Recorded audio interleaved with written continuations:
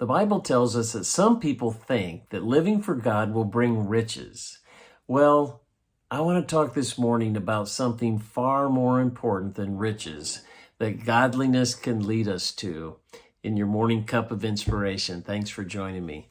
I was reading in 1 Timothy. It was the 6th chapter, and it says in the 5th verse, some think that godliness leads to riches, but it goes on to say, no, real gain is godliness with contentment.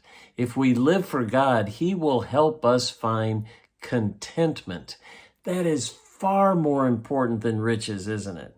If we have the necessities of life, if we have food, clothing, in fact, listen to what it says in Matthew. This is also where the 6th chapter, it tells us, don't worry about your life.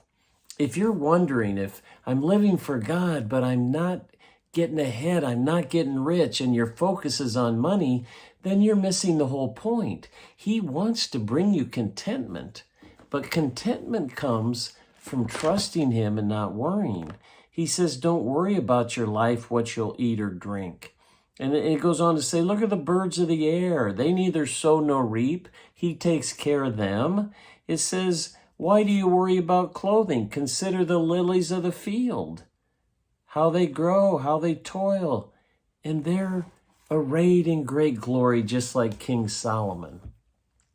So if you're struggling with your finances, if you're struggling with worry and anxiety, you're seeing inflation hit, you're seeing where the market's at, you're getting more stressed and more stressed and more stressed, and you're thinking, hey, I'm living for God. I should be making a lot of money. I should be getting rich. That's not what He promises. He promises contentment. He promises that He will take care of your every need and will bless you beyond that. But you need to come to grips today that God will take care of every need you have, and you can come to Him with trust and faith and put the worry and anxiety aside and allow that contentment to fill your life today.